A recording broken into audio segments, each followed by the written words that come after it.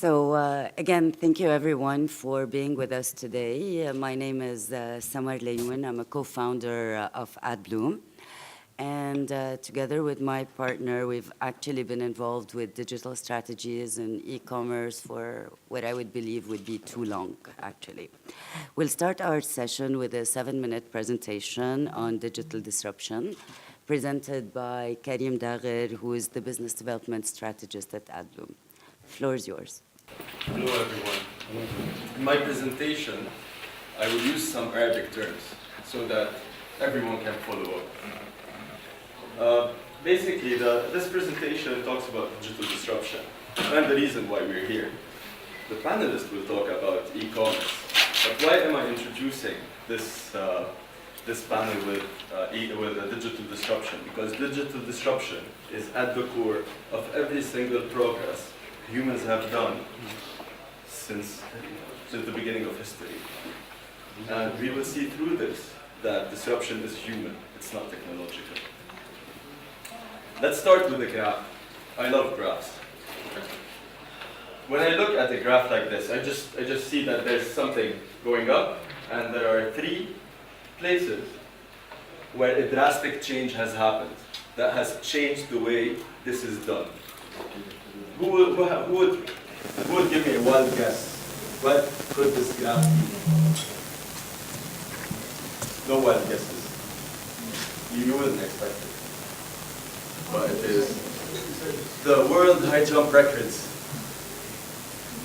Nothing related to technology, but this is where we learn disruption. In 1912, they discovered the Western Road. I think. Then the Straddle, ciseaux. Then the Fosbury Flop, which has changed the way we watch, we practice, and we do this sport completely. Let me show you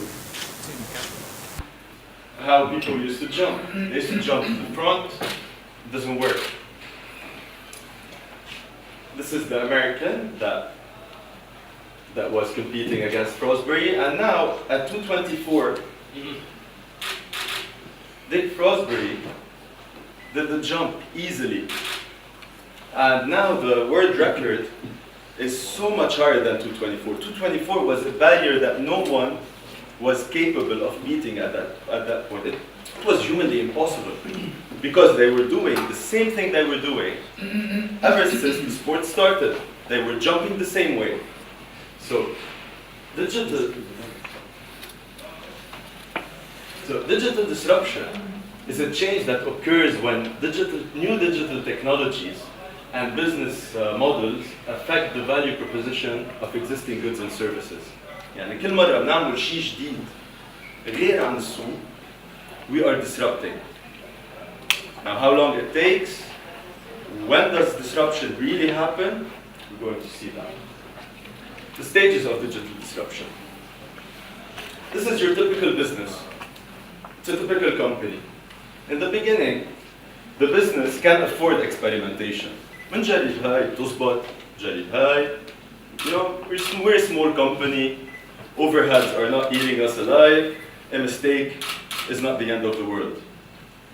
Then comes standardization, where the company starts becoming stable. Now we know what works. Now we are starting to understand our unique selling proposition a lot more. And we have a growth, constant revenue. No one is competing against us. No one is frightening us. Everything is working fine. And we're still focusing on our unique selling proposition. Unique selling proposition is what a company does, offers to the market, that their competitors are not offering, and they're really good at it. Their competitors can offer the same thing, but this is what the core of the raison d'être of the company, why this company exists. This is my disruption line. This is a new business coming, and this is where people start talking about it. It's detectable, there's noise. في حدا عم بيبيع أكل على التليفون.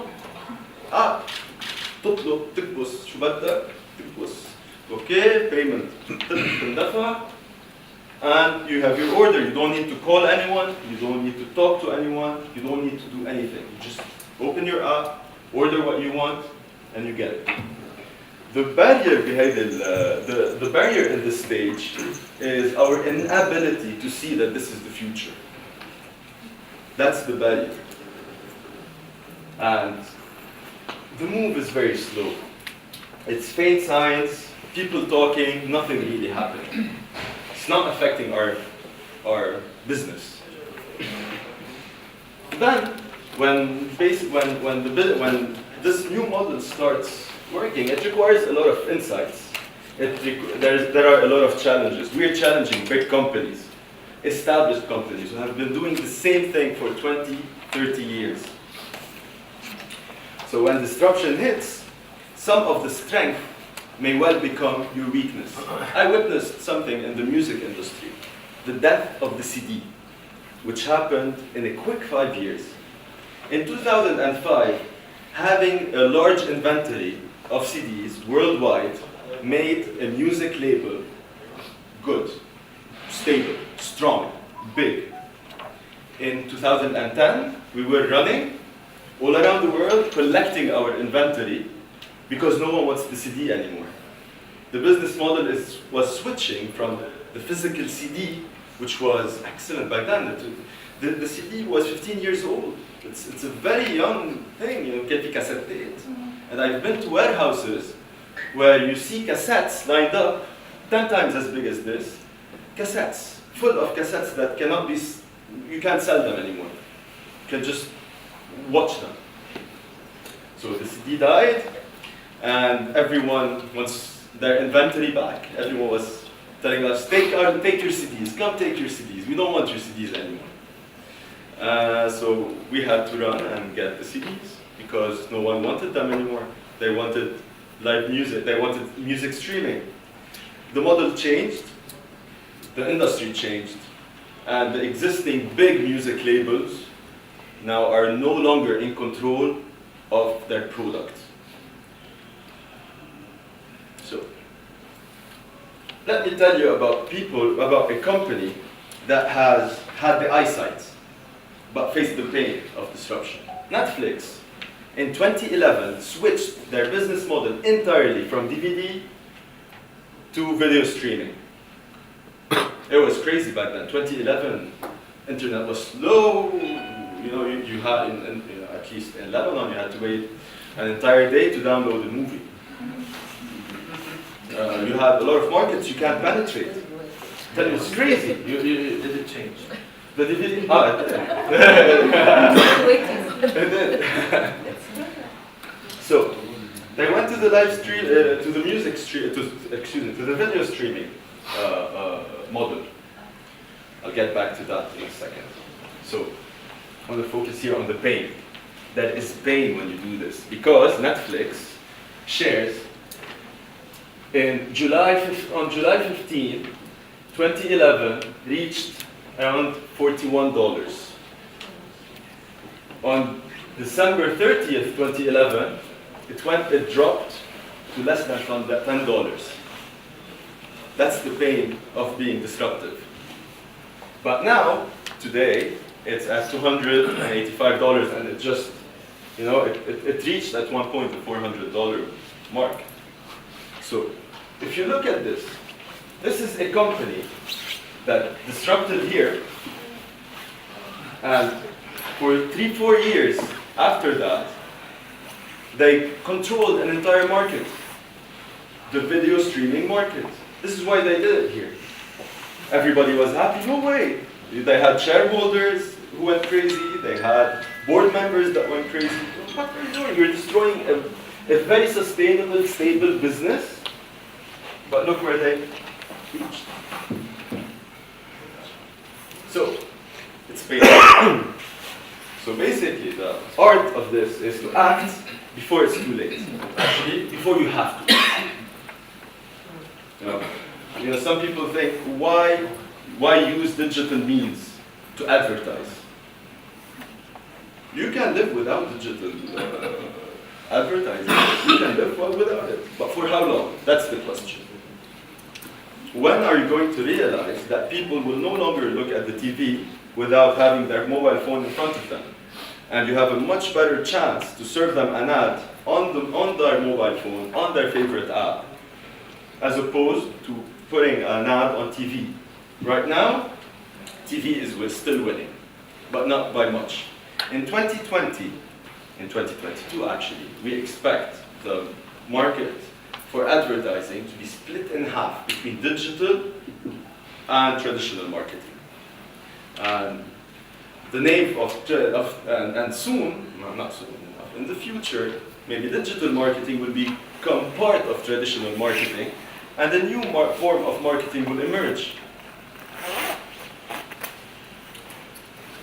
Let's talk about Amazon.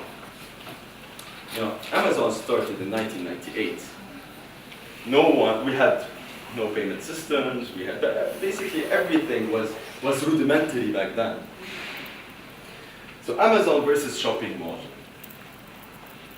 Today, Amazon, one company, is competing against shopping malls of the world. It's not just Amazon, it's Hikart in Lebanon and in the region. It's Libetlik. There are a lot of it, Exotica. There are a lot of companies who are competing with that traditional store, with the place where you go, you look at your product, you compare it with the product that's right next to it, or the store right next to it, and you decide whether you want to purchase it or not. So, when we reach the point where disruption, where change is inevitable, where everyone realized that there's something real that's happening. Now, if you join the disruptors here, you might be able to compete with them. But if you join them here, it will require you exponentially more money than what you already needed back there. So, in other words, if I have a client today who comes to me and tells me شو هيدا فيسبوك وانستغرام؟ منبلش نعمل دعايات على فيسبوك وانستغرام، بقول له اليوم فيسبوك وانستغرام إذا بدك تفتح اليوم تعمل pages and put content etc. and advertise, it will cost you 10 times more than what it used to cost you when you first asked me this question 4 years ago. And it will cost you a lot more in the future. So the best way to get ahead is to get started. Zomato versus the traditional 4 numbers. At one point, the restaurants were competing to get these 4 numbers. They used to believe that this is the best way to get people to order, having an easy number. Today, it's whether you have an app, actually, you need to be on Zomato.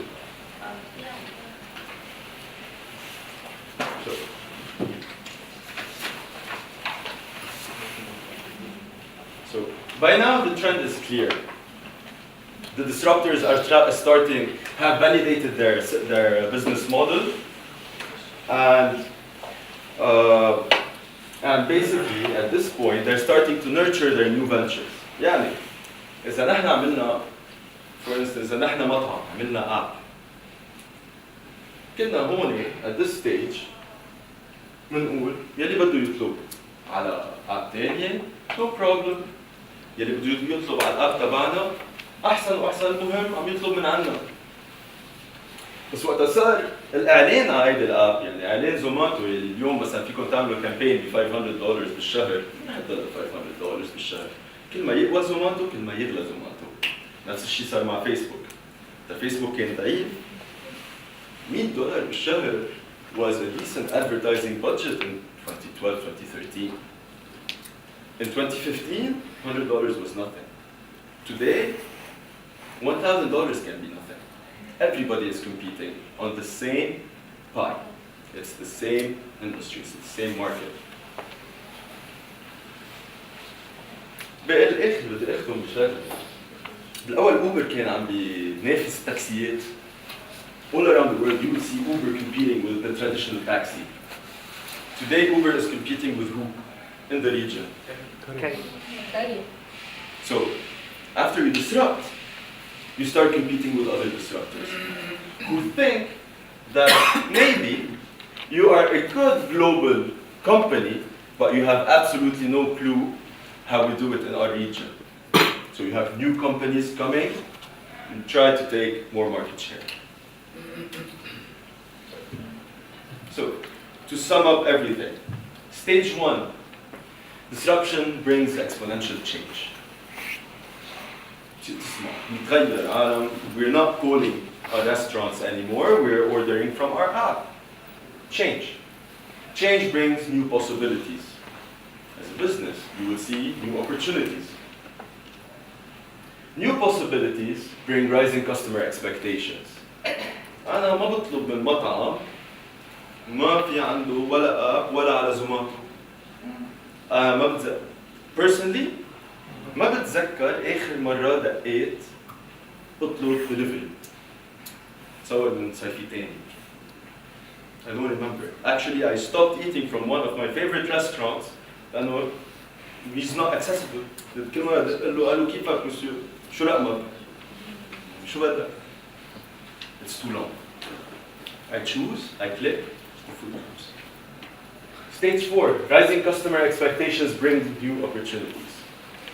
When customers start complaining, you have an opportunity to penetrate the market with something new. And the disruptors are humans.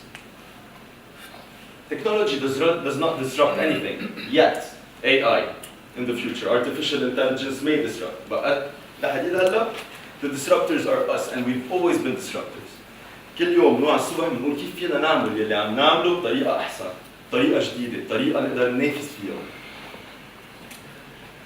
Technology is simply a set of tools that amplifies our ability to disrupt. And this leads us to the conclusion that the potential of people to disrupt today is far greater than it has ever been. من زمان, you want to disrupt, بدك تعمر معمل, بدك تخترع سيارة جديدة بتمشي على الأسرع. هلا توعى الصبح تجيك فكرة تقول ايه في فراغ بتطلع على الكمبيوتر تاعك تفتح ويب سايت تقول انه مثلا ناقص for instance شغله صار في كثير منها هلا customized t-shirts.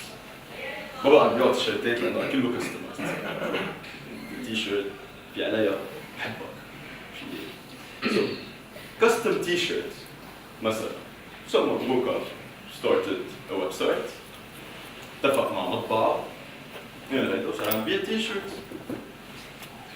Will it succeed? I don't think it will. But if he succeeds in creating this same product, but offering it to customers in a different way, it is 10 times, 20 times, 100 times more expensive to compete with him when he succeeds than it is when nobody is doing nothing. Thank you.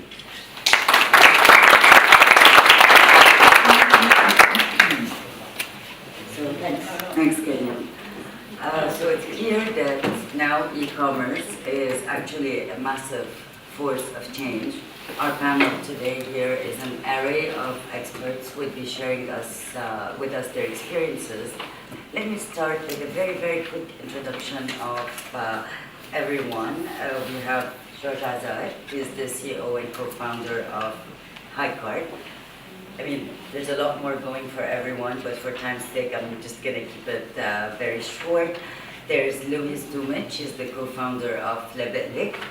There's Nicole Kerpour, who is the director of marketing at Exotica. And Mr. Ramzi Sabouri, who is also the chief commercial officer of Ariba, which is part of M1 Group. Are you guys all familiar with Ariba? Yes. Cool. Super. So let's jump in. Let's start. Obviously, we've all noticed that e-commerce is on the rise. There are many players, and what I want to ask my fellow panelists is what, in their opinion, is the main driver of this growth. So,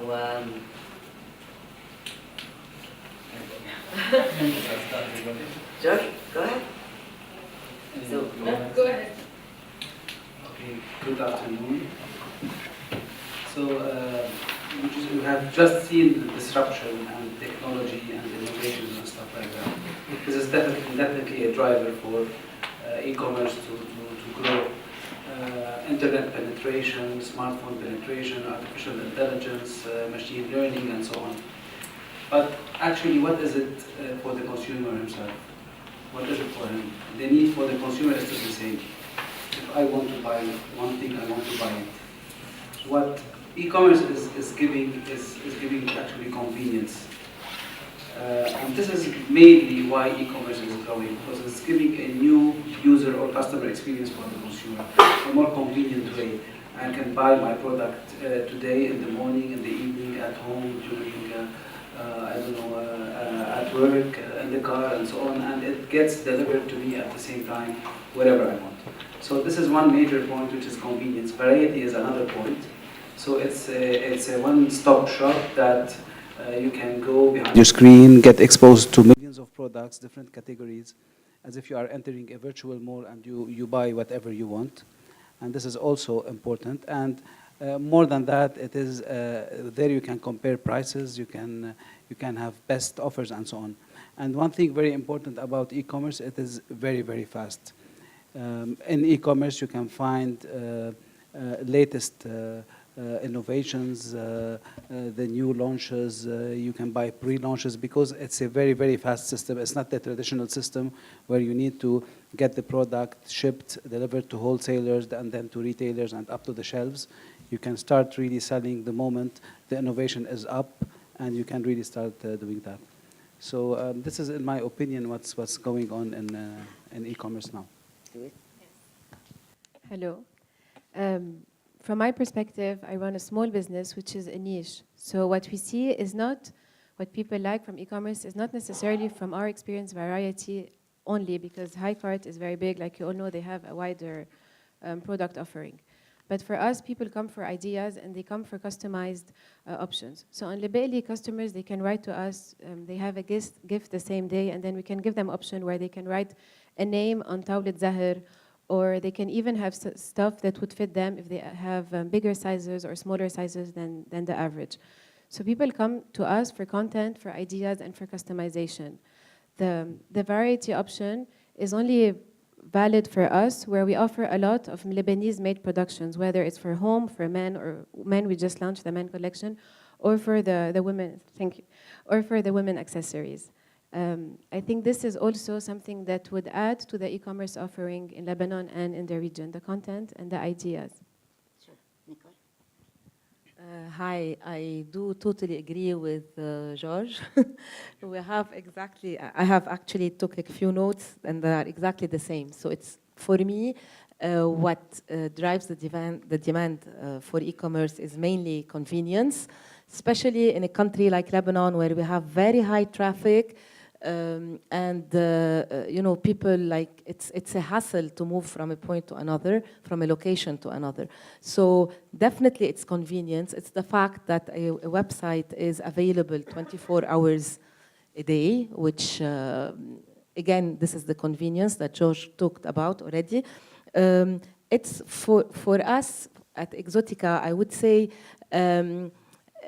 It's also a way to reach people. People come to us that are not necessarily our regular customers who come and visit our stores. So the e-commerce and the platform gives the opportunity for people to come, check, see our prices, which something that they cannot do at our stores actually, because they cannot like come in and ask about a price, and then it's not really, they feel intimidated maybe by Exotica, whereas online and on our e-commerce platform, it's a total different behavior.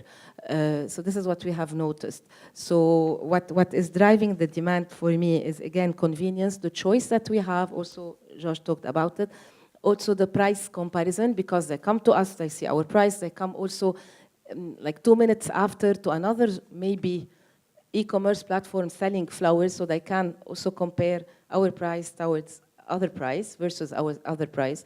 And the growth here then I leave it to my neighbor. It's definitely the credit card penetration now in Lebanon that is growing, I believe. So this is for me a vector of growth. Thank you. Just to add to everybody which I totally agree with, but as a payment provider, I'm going to talk about as a recent experience that Ariba embarked with. That is also one of the major components for the growth that we are witnessing in e-com.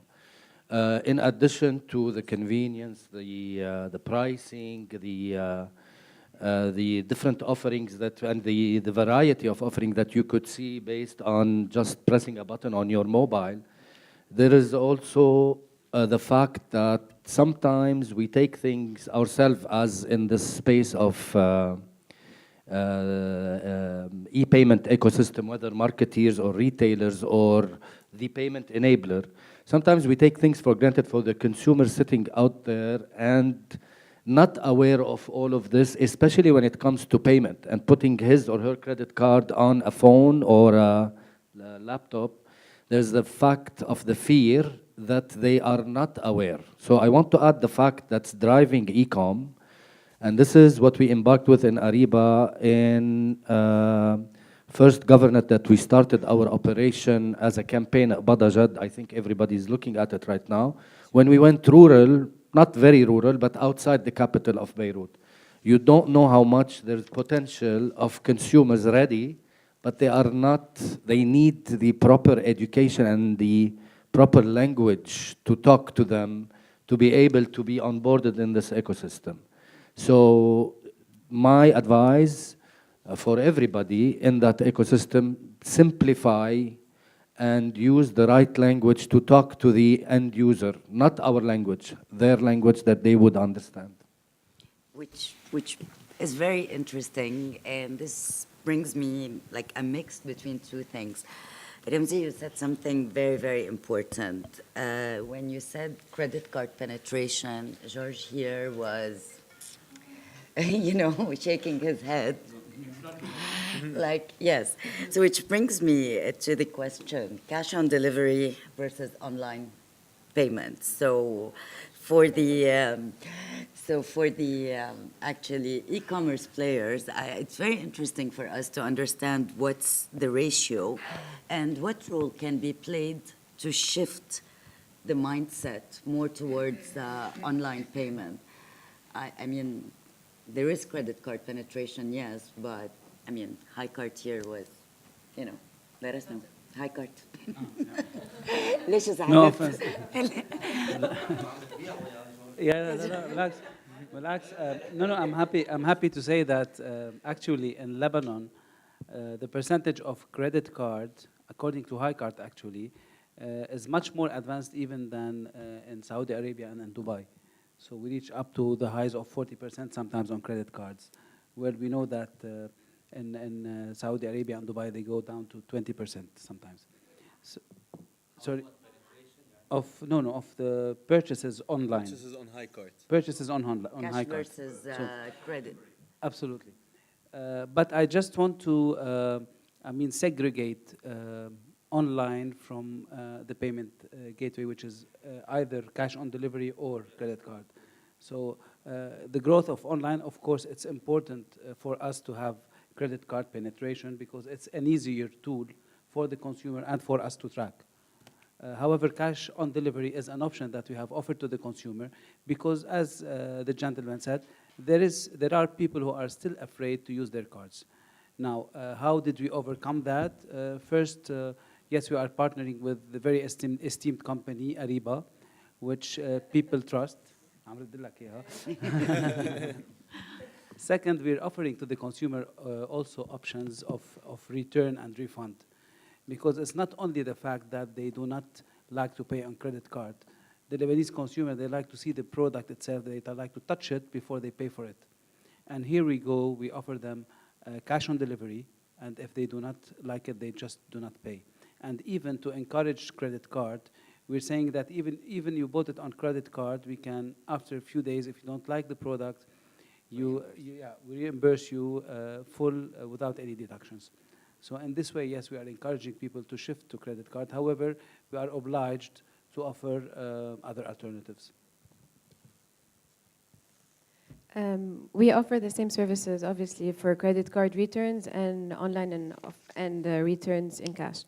But I'd like to point one thing that we've seen at Lebelik. So everyone that buys item for themselves, they have a tendency to buy more cash on delivery. Whereas people who buy for other people, whether they live in Lebanon or not, with the intention of the item to be delivered here, then these people can only pay on credit card because they can't have, if they're sending a gift, they don't want the person to pay on reception. So we like to separate a bit both. Who are they buying to? Because if they're buying for other people, then credit card is definitely very high. And another thing that could be interesting is also credit card on delivery. So whenever the delivery guy comes, they can take credit card payments. So this, we don't know if we put it in credit card on the website or if we account it at cash on delivery. We still have like a weird area for this. For now, we consider it cash on delivery because it means the person wants to buy before they pay. Sorry, and WhatsApp? We sell a lot on WhatsApp. Yes, so it's very interesting that But you do. so people who buy on WhatsApp, either we send them to the website at the end, so So the we send them checkout the is link and the always- checkout online. Okay. Either they say, لا, انتوا عملوا لي كل شيء. And even customers, they got to a point where they send a picture of the card front and back to my WhatsApp. And this we don't do anymore. He's looking at like, you're crazy, how do you do this? It is. Yeah, it is. We obviously try to have this the less possible, but it's just to show that sometimes people trust more the person behind the WhatsApp than actually Ariba, who's my favorite payment gateway. But yes, but that's a person they don't know, technically, so they're trusting. It's always a person they don't know, but they know it's a person, and they see your WhatsApp pictures, so they actually like to know that someone, a physical human, is accountable. So they don't know, but they know my number, they know my job, and they know my name, and they even know my WhatsApp pictures. So sometimes it's not just me, sometimes it's whoever at Lebelik, but they know that it's a human answering, and they like the idea that they can hold a human accountable rather than just a system, especially in Lebanon. For external shipments, it's a completely different behavior. Sure. Yes, that was one of my questions. Yeah. Okay, so this time I agree with Louise for a change. So the website of Exotica is mainly visited by, it's a gifting website. So what Louise was saying is extremely right. People gifting other people do pay with credit cards. So we don't have at all a cash on delivery service. Actually, I've been working on the website for at least 4 years. This is my 5th year. And no, like I can say like around maybe 10, 20 people has asked for cash delivery, which is null. So we don't have any, I don't know, objection being for people to pay online. Hatta even more, also I agree with Louise, people call us to give us their credit card information over the phone. So I'm like, why are you trusting someone over the phone you don't know? Because any operator can like take the phone and not pay directly on the website that is secured. But I guess people also like to talk to someone they feel more comfortable, maybe having someone like replying, etc. We have a third mode of payment that we're using, which is the online money transfer via Cash United or I don't know, OMT, etc. So those who do not have a credit card, even abroad, are transferring money this way for us to make the order and the delivery. But rarely we've been asked for cash on delivery. Just a small comment at the end. The reason why I link the online experience or sales with the credit card is because when we look as payment enabler at the customer experience, we're not only, the customer here is first the retailer for me, and then the customer of the retailer. So what we're trying to do is to optimize the customer experience of the retailer first. So minimizing the cash and the collection of the cash and managing the cash and redepositing at the bank and all of this is our aim, because at the end of the day, This is again a customer experience that if it doesn't deprive the sale or minimize the sale, I am sure everybody sitting on this table will agree with me that they would like to go cashless, provided that this will not affect the sale. So if we have the same objective at the end, I don't mind any of what was said on the table. Sure. Now, we've been speaking the customer, who is the customer that is buying online? Like if I was today to say, what is the profile of these people? Are they women, men, 18 to 24? I mean, help us profile the customer that is actually buying online from HighCart, from Lebe'lek, etc. Help me. Help us. هلا our customers are like 70% they are, let's say, 95% all Lebanese, but 70% of them live outside the country. So our sales are driven by these people. Only 30% are, like ordering from Lebanon and delivering to Lebanon. They are 25 to 35 years old. If I want to talk about gender, I would say 52, 48, 52 being men. But unlike our stores that are mostly visited by women, our website is like slightly, like used by men more than women. But I can say that this is actually somehow equal. So this is the profile that we have at Exotica. I don't know, it depends probably on the industry. Yes, So it would be for interesting to both draw of you, that it would be maybe something else. Actually, no. So we look at the customer profile from a behavior perspective more than an age, women, sex, location. Yes, yes. Because we have several options. So we have the people who buy gifts, and usually these men, they buy on Mother's Day, on Valentine's Day, and on Christmas, and maybe on some birthdays. So men are actually cool clients because they're more loyal, they buy more expensive, and they regularly buy 3 or 4 times. So when I say men are more loyal, they always tell me, yeah, in life too. But in general, this is the men we've seen on Lebe'lek.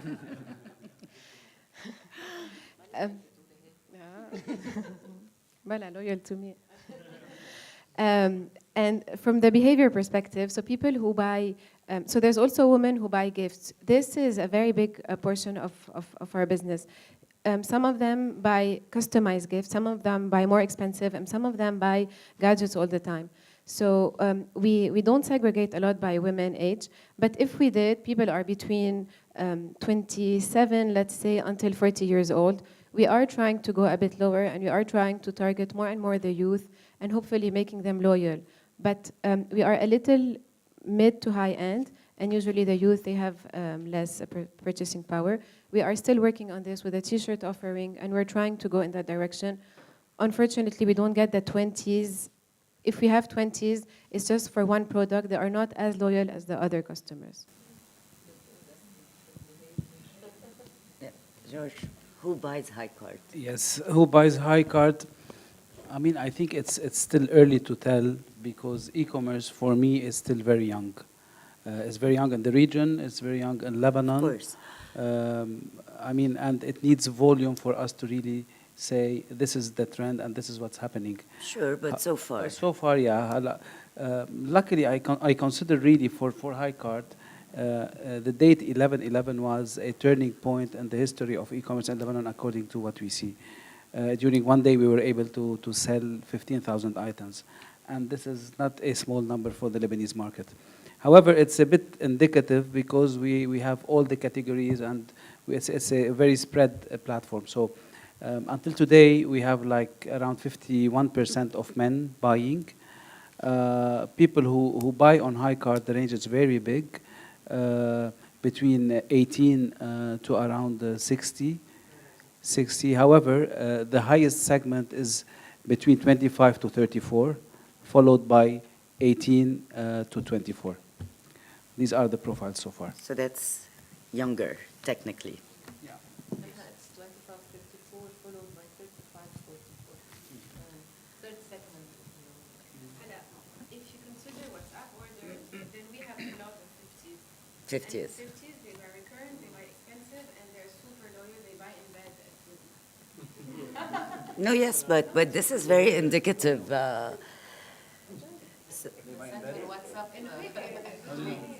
So speaking about loyalty, I mean, about recurrent clients, I mean, please correct me if I'm wrong, but for e-commerce business, what's very important is the lifetime value of a client, all right? So today, my question is, are you willing to lose money to get a first order, considering, I mean, in terms of customer acquisition, considering potential lifetime value of a client, and what do you guys do to maintain loyalty and repeats? Is it automated marketing? Is it, I mean, how is the thought process going towards, okay, it's very expensive probably to get a new client and get them to actually buy. So willing to lose, yes or no, for that first client, and what are you doing to keep this client coming back?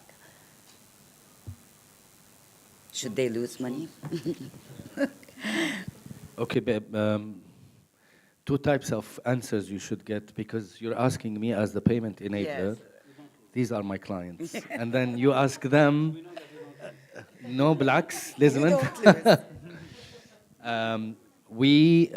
We believe the sector is growing and is the future, because if anybody works in the e-com arena, I think it's the best time to be working in that space nowadays, because that's the potential of growth of that sector is big.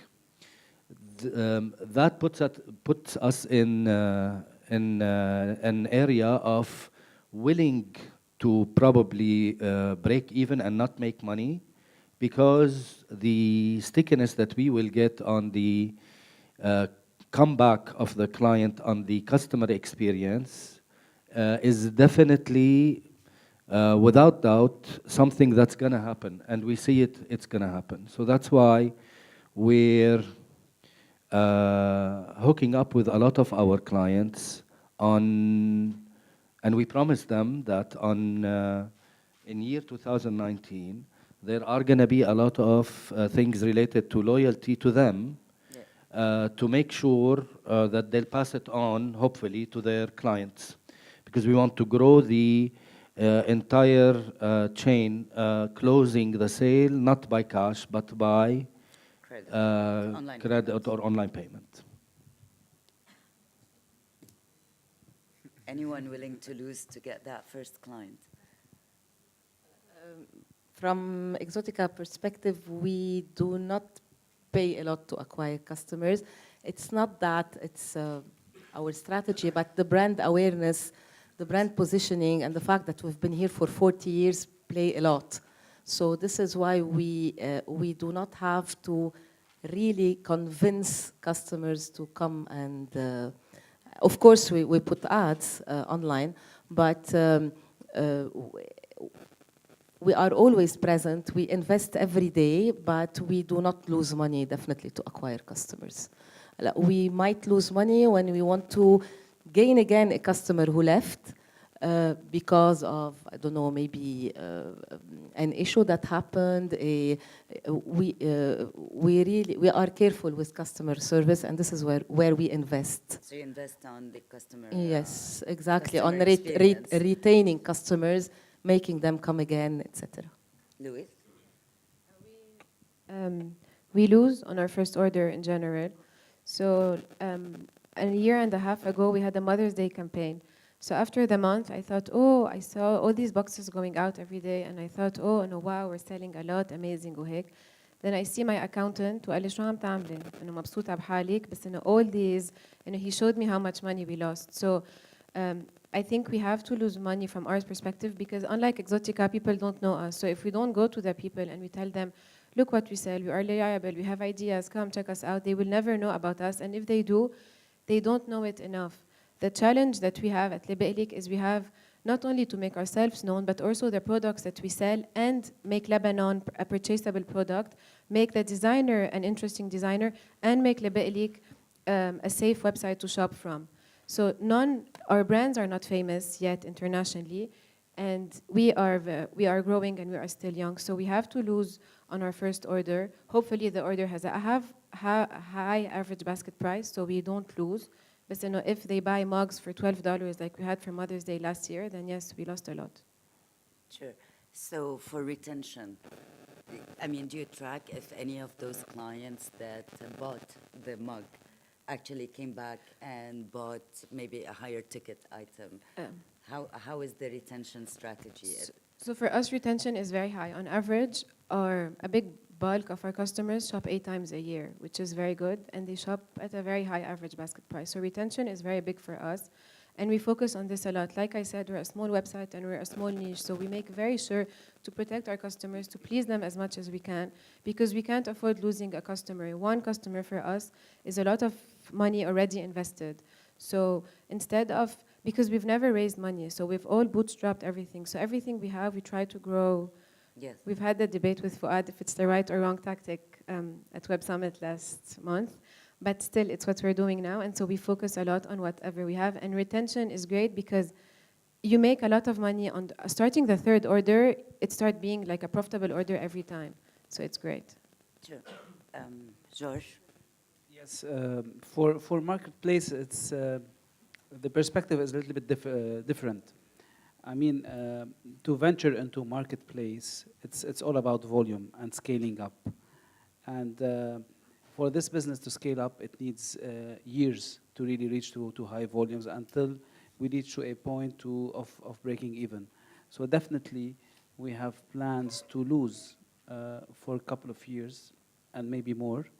But the interesting model here is in e-commerce, like Amazon and like many other marketplaces in the world, you lose, however, your valuation is growing because it's really driven by the number of orders and the number of acquisition and so on. And your scalability. And scalability, definitely. So yeah, definitely we lose. However, yes, the first purchase is at a higher cost, then we lose less and less. But at the end of the day, there's a point where we on the plan, and we are on the plan, where it will break even and start really generating bigger and bigger and bigger. So speaking of money, technically, it's very important what Nicole said. Exotica enjoys brand equity, but we all know that Exotica has been spending massively offline and on billboards and TVs for quite a long time. So that had, or please correct me if I'm wrong, but from what you said, that had actually a cool spillover for your online. In the case of Louise, it's very niche, and also correct me if I'm wrong, word of mouth is a huge factor in getting people to buy. Even sometimes I feel, and that's a personal opinion, the profile of the designers brings similar profiles to the website. In the case of Highcart, I actually heard from a lot of people approaching us for e-commerce. You know, Highcart has actually advertised e-commerce so much that they actually made it easier for others. All right, they sort of paved, spent a lot of money for themselves, but then again, after that, there's a lot of e-commerce stores mushrooming here and there with billboards, et cetera, et cetera. So money is being spent now before online, offline. I would like to know, because we have 3 different businesses here, what is the ideal, or not ideal, but what is the media mix, and how do you measure ROI, return on investment, let's say, from this media versus that media, etc. In some cases, it might be hard, but you know, what is the media mix that actually works for you? For Highcart, for instance, what is the media mix? Look, as you said, yes, we invested in 360-degree marketing.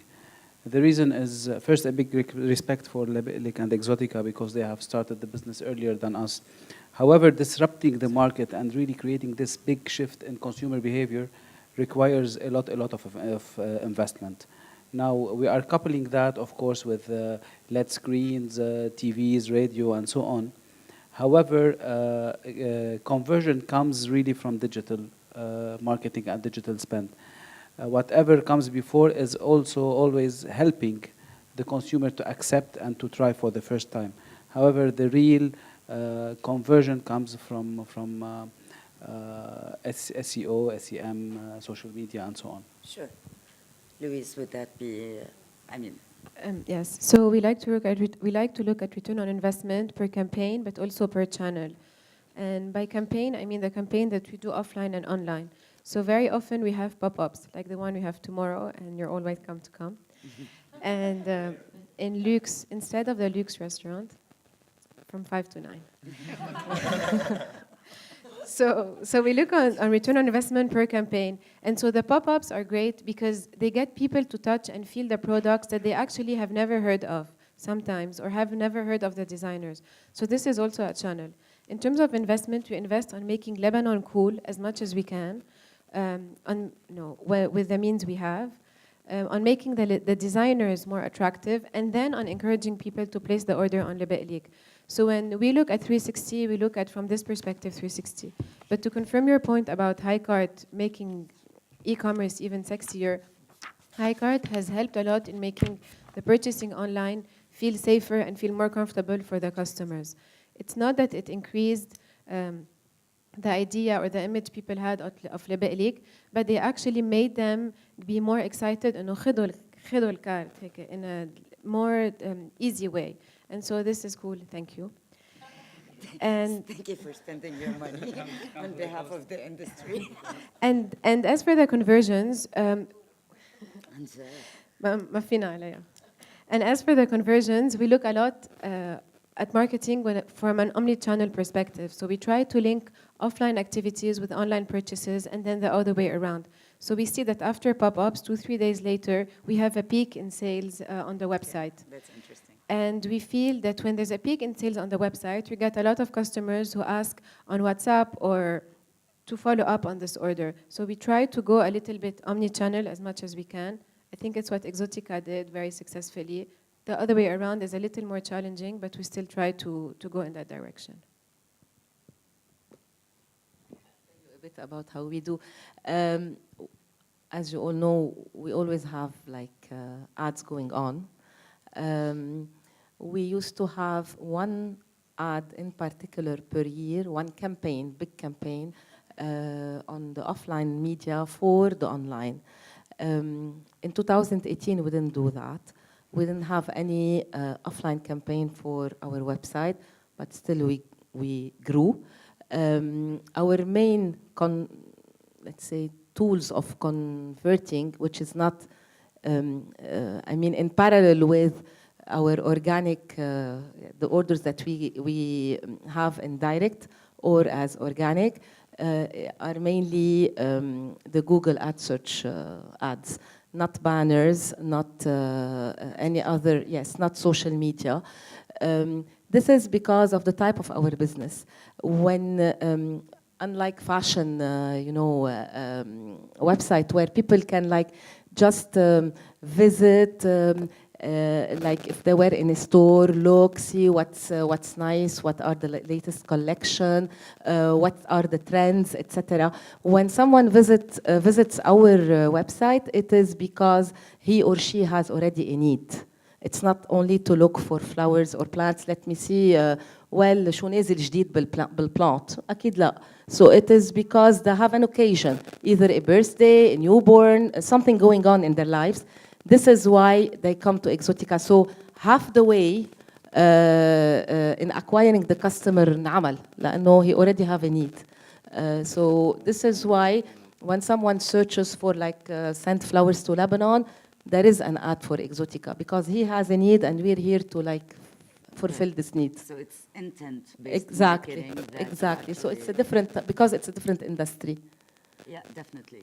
Ramzi, any- Other than the corporate ad that we're doing on the conventional TV ads and all of this, we're using social media ourselves in Ariba to really focus on the financial literacy part. Because if you see our ads on our pages, and I invite everybody to like our page on Facebook, on Insta, and LinkedIn.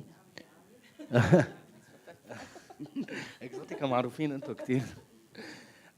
No, but we're using our social media to drive and to change behavior of the consumer to the online. Now, if it happens that the retailer on the online have the choice between the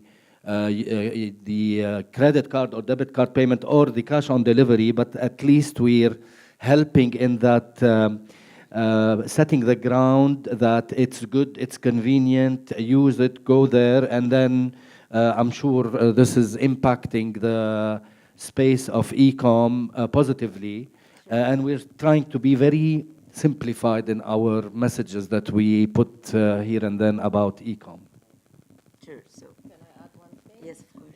When it comes to our business, as I told you, the search ads are very important because there is a need, and we're there for this need. But of course, when someone is searching for something and then you have a list of results, as a consumer or user, you will go to the one you know better, or that is well positioned, that you trust, etc. And this is where the brand positioning, brand building, etc., and all the efforts that we've done in the past play. So speaking of which, okay, so everyone has mentioned growth. They've seen growth this year in e-commerce.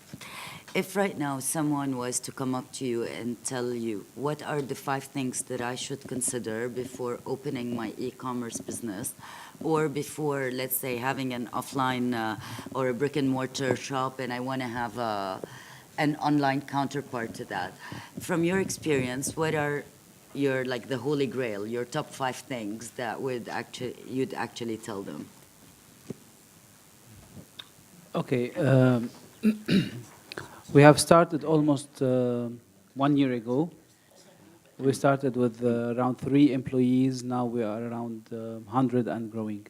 So the very, very first challenge to jump into e-commerce is really to find the right talent. And they have to really be passionate about what they're doing. And they have to be really ready to change their lifestyle because it's so demanding and it's so challenging. This is why it's very important. The second thing is you have to rely on latest technologies. You have to really rely on latest technologies and to prepare your platform for scaling, because it's very, very difficult for you to break even in Lebanon if you do not scale. And scaling, you need to really prepare the ground from the beginning through seamless experience, through be consumer-centric, mobile-centric, creating APIs with merchants. And we'll talk about merchants later maybe, because this is the bottleneck of the business for me.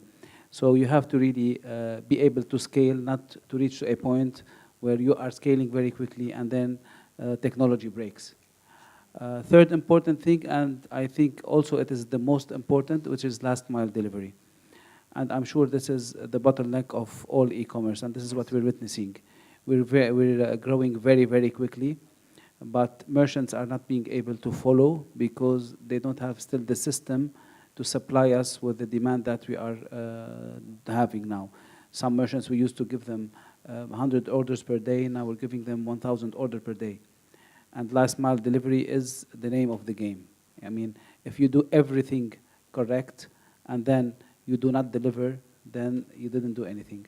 Sure. Customer service is also very important. You have to really have big investment and big eye on customer service, because this is the barometer of the business. I mean, if you even don't know anything about the business, just sit at the call center and you hear all the stories about if the price is not good, if the delivery man is not good, if it's late on delivery, if the packaging is bad. So it is the barometer, and this is where you really can listen to the consumer and you can adapt and you can change. And it's very important to be able to change negative emotions to positive, and you can do that on call center, and you can go from 0 to hero in no time, just for listening to the consumer. One more thing that I mentioned before, you have to really be prepared for a long journey before you break even. So if you are thinking about a big scale in e-commerce, and if you want to really be able to scale and to have a big valuation for your company, you have to have funds looking forward for 2, 3, maybe 4 years to the front available for that. Very interesting. Thank you. So, he has a question.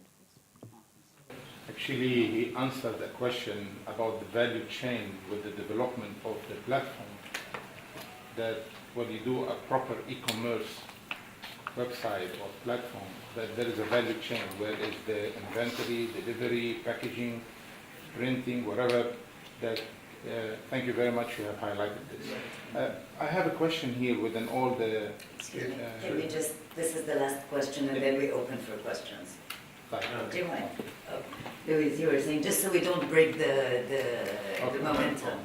So I agree with George in the sense that he would encourage people to look long-term from the beginning, because we didn't do this. So we started Libelik as a passion project. So I used to sell items that I used to wear, and my friends were online. And so when we started buying more, and I used to pick up the phone call to talk to the customers, I even delivered to many houses, and all this is very charming when you have a story to tell, but then when you want to grow, it becomes, every step of the business becomes a bottleneck. So data entry becomes a bottleneck, the marketing, the data entry, the selling the items, the delivering, and even the follow-up after it. So if from the beginning it's looked at from a perfect, strong business, it would help a lot. First, protecting your health, but also protecting the business. And another thing, I think it's marketing costs much more than we factor it in from the beginning. People say 5% marketing. They put $5,000 and they expect to sell $100,000. Whoever can do it, please tell us. But I don't think it's easily doable. Actually, no one can do it. Everyone gets hit in the face. هالقد عن جد هالقد بس yes هالقد. And you asked a question concerning the brick and mortar. I think brick and mortar, it's not a question whether they should or should not go online to sell more, but first to protect their business, they should, because they say that 89% of the decision-making of the items come from them being aware of the item online. So whether they are aware online or offline, and then they purchase online or offline, should not matter to the brick and mortar. So I think they should go online, only, if not only to protect their business, and of course to help it grow. As for the available technologies, I think there are a lot of smart available technologies that we can use. No need, I think, to always build from scratch. Of course not. But there's a lot of stuff. So if you use the proper backend, the proper plugin, the proper tools to analyze the data, there is a lot you can do with a certain budget that is well studied and well researched for. And you had another question concerning the the business plan. You covered everything. Nicole? If you're a brick and mortar like we are, definitely to go for e-commerce, you have to think about the right product first, what works, what doesn't work. Not everything we sell in our stores is on our website. So this is first.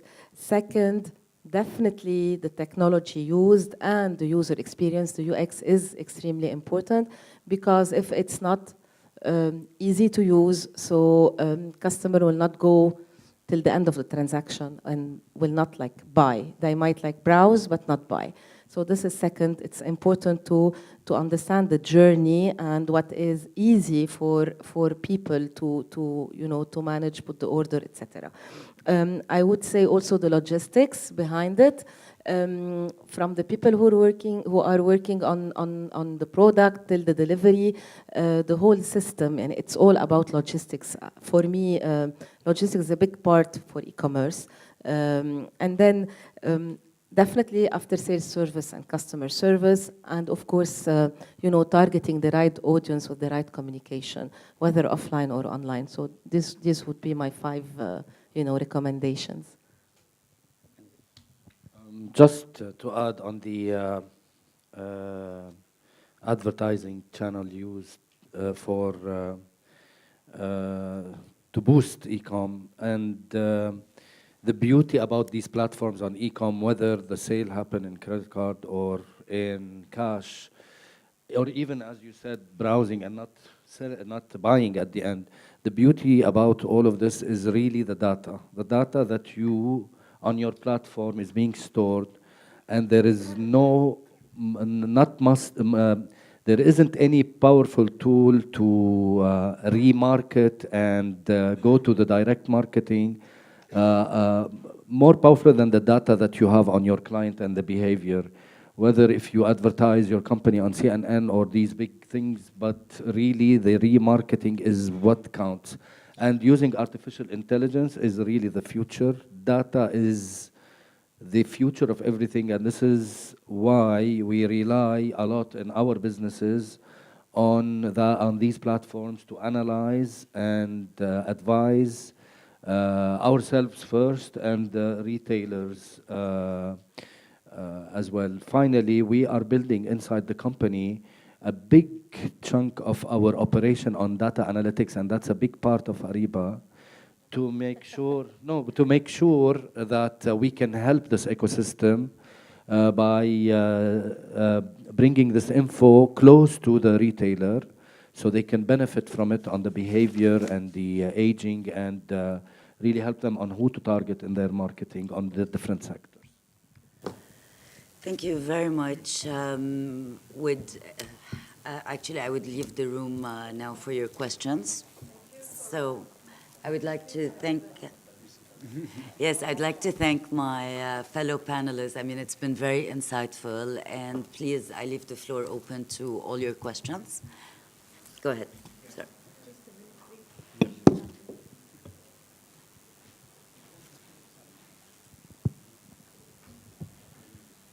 Thank you to the panel for all the explanation. But I can see clearly with Mr. George that he is very aware of all the value chain challenge in developing e-commerce. My question, do you encourage the brand owner, small companies, to develop their own e-commerce? Like example, Exotica is a big company, but any new brand owner to develop their own e-commerce or to hook themselves to a professional platform like HiCard to increase their sales? A very nice question. Look, to be honest, it's the era of omni-channeling and multi-channeling.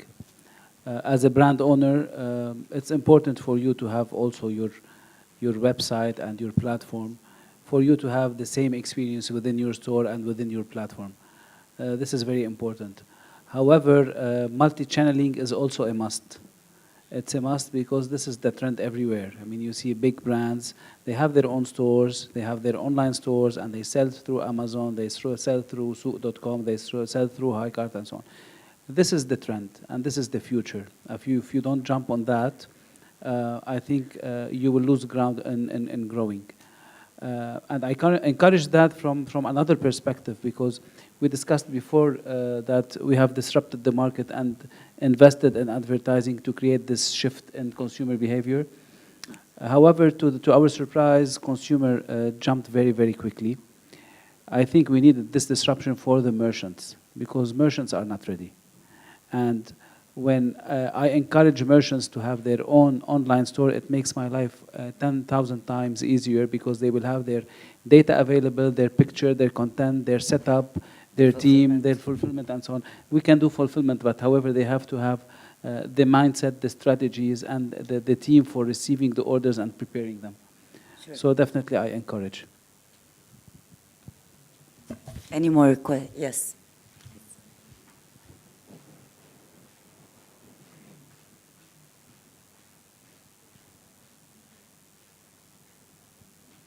Hi, I have one comment and one question. I had one comment regarding the disruptive business. It could be partial. There are many ways to face it, and the last exit is to go out or exit the market. So because you mentioned it, I mean, there are many examples, like, for example, Facebook bought WhatsApp, one way of buying the disruptive business. Second, I have a comment regarding Exotica, okay? Because you mentioned that you don't put a lot of effort or cost of acquisition. For me, I used to live in Lebanon, and for me, Exotica is for a certain segment. What do you do to increase your profit? You have to tackle new segments, or you have to grow from within. So what do you do for this? No, as maybe I wasn't clear enough. We're investing every day. Every day we have ads online. Every day. It's 365 days a year. But the cost of acquiring a customer at Exotica is probably less than any other new player, because the name is already built. Even with Lebanese living abroad, who still have, you know, strings with their country, family here, etc., they know Exotica. So this helps a lot. This is the main thing. But we do invest, but because also we have lots of orders, etc., it makes the investment, you know, it absorbs the investment. So this is why. Thank you. But you know, to reach the stage, we invested a lot before. So that was 40 Exactly, we years had in to the build a making. lot. 40 years in the making. Any more questions? Yes. Can we better understand what's the return on investment that you expect for every dollar spent in advertising or digital advertising? So what's a good return on investment for every dollar spent in digital advertising? So if Your you- question if you is spend for- $1 in digital advertising, how much return do you expect in sales?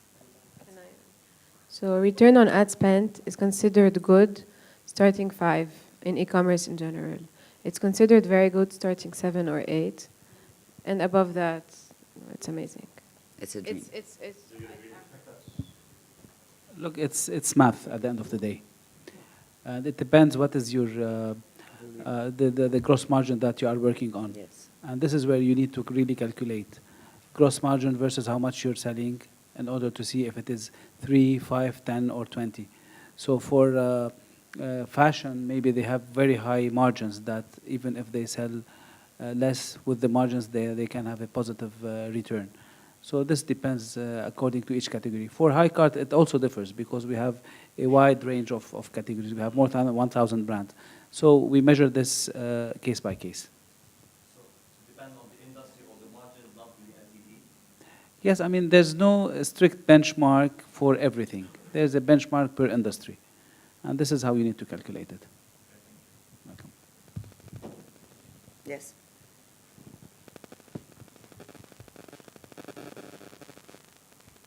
Good evening. The question, I think, just to recap on the last question by Samar, which is what are the criteria to open an e-commerce business or platform? The worry or the $1 million that we have as a Lebanese is what's really the total market size we have in this country? Because we know that the e-commerce would work perfectly in big markets.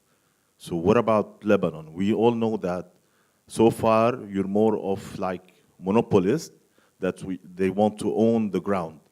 But what if like by 2 years down the line we have more competitors? Are there any strategy on this front? Especially high cart guys. Look, definitely. Yes, Lebanon is a small country. However, for a business like ours to be profitable, because we're investing a lot in technology and manpower and marketing and whatever, and logistics and so on. But our advantage here is that we're not selling in one vertical.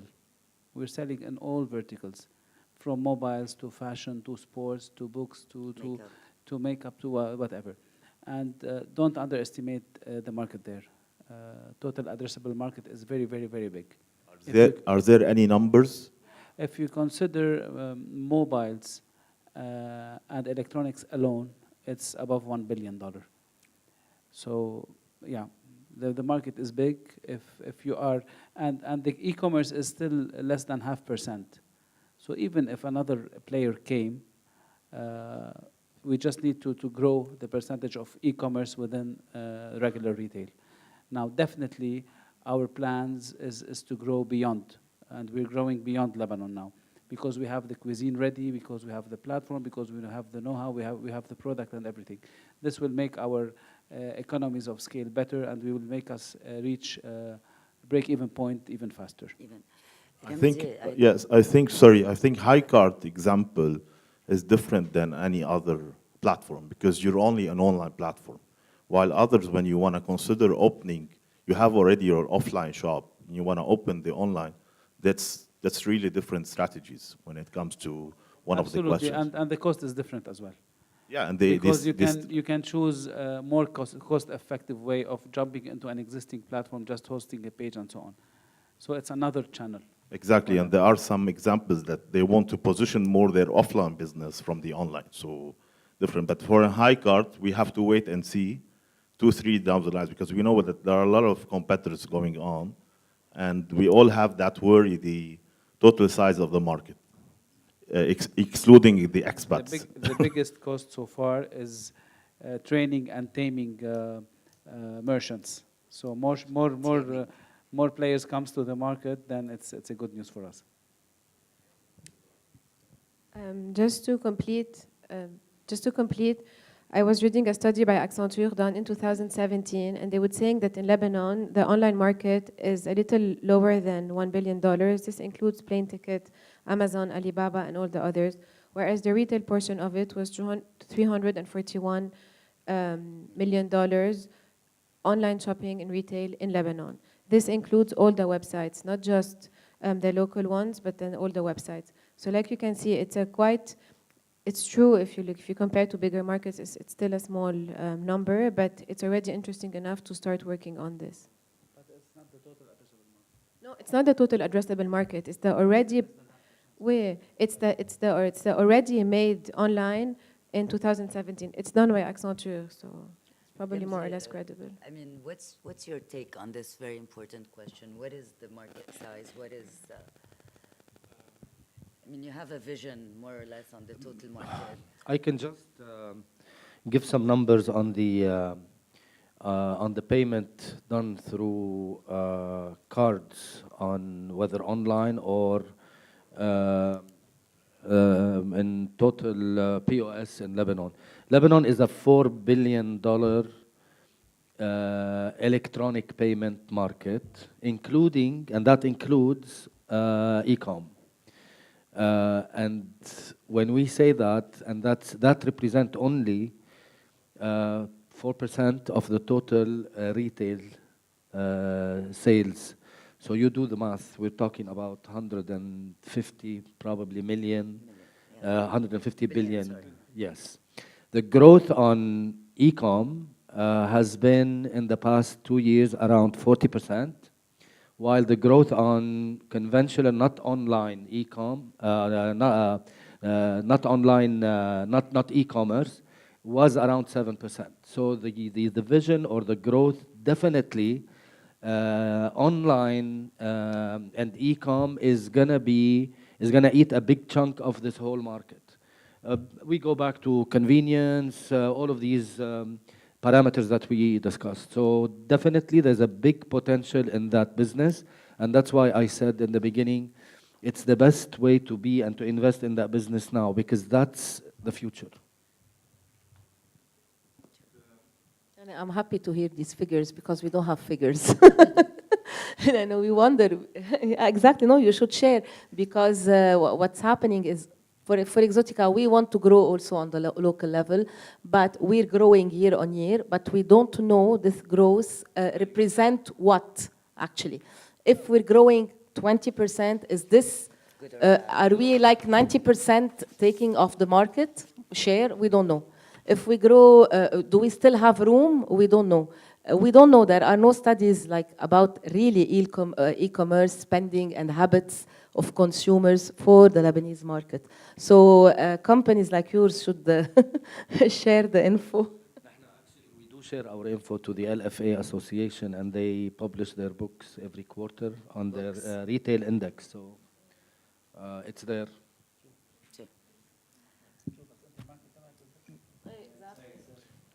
First, I am sorry from my question because I'm new to the Lebanon market. I was living abroad.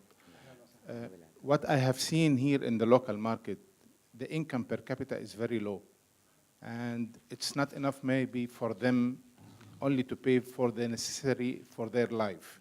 So $4 billion on electronics, is it consumed only in the local market or through Lebanon to Syria and Iraq and other markets? 4 billion is total retail sales in Lebanon. In the local market? Yes, in the local market. 4 billion. The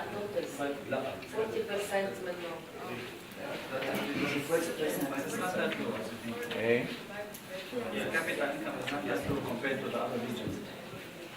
I'm comparing to Saudi and Kuwait. Excuse me. Cost of living is too high here.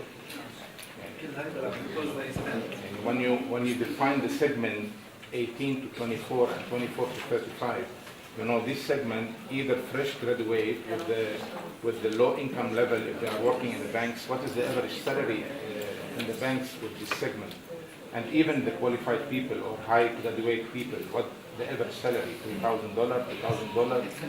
So This is why I said it's still early to generalize or to segment the online buyers still in Lebanon, because early adopters are these.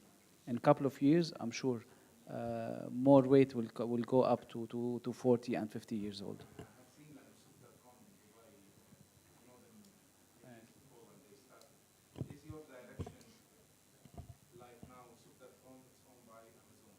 Yes. It's an option. It's definitely an option. But what's happening? But what's happening? هتجيب شوية وقت ليعملوا scaling. Well, show us the dollars. Show me the dollars. Look, Yes, I'll tell you where we're going. Yes, we're expanding in the region, but what happened in e-commerce in the region last year, also it was a turnaround, because we have seen that Amazon came and took on Souk.com. We have seen Noon Al-Abbar. He started a $1 billion fund in e-commerce. Al-Shaya bought in Noon. You know, Al-Abbar bought in Net-a-Porter. Shalhoub Group bought in Farfetch. So it's a turmoil of people. Everybody's going into e-commerce. So it's not about Amazon anymore. You have so many big players and big players coming into the market. Yeah. We'll take the last question, please. Mr. Ramzi spoke about the wrong language we are talking with the Lebanese that are outside the cities and how we address them. Can you please elaborate more about this issue? Because I think it's very important. Not to use the wrong word, but we sometimes take for granted when we say we see in some ads with banks when they advertise their platforms about payment. Like, for example, you see words like tokens. You see secure payment. I'm advising, because we've used that when we went outside the city, and you have to simplify the language. You have to really talk about things whether merchants يلي عنده دكانة صغيرة يعني, or حتى الconsumer very well educated, but he probably needs to hear it from you. You know, there's a lot of disruptive ads on the social media that sometimes when you tap to pay on your POS, they tell you if somebody have a tool in his pocket, they can steal your card, PAN, 16-digit number, and then do sales all over the place. We use them in our onboarding to say that this is definitely not the case. 3D secure. You see a lot of banks advertising. What's 3D secure? Do you think anybody would understand, a consumer that is probably not in this arena at all? What does 3D secure means for him? Nothing. You have to really tell him exactly. So we simplified the language to really onboard these merchants and consumer in the most convenient and smooth way possible. Thank you, everyone, for today. Thank you, for being here.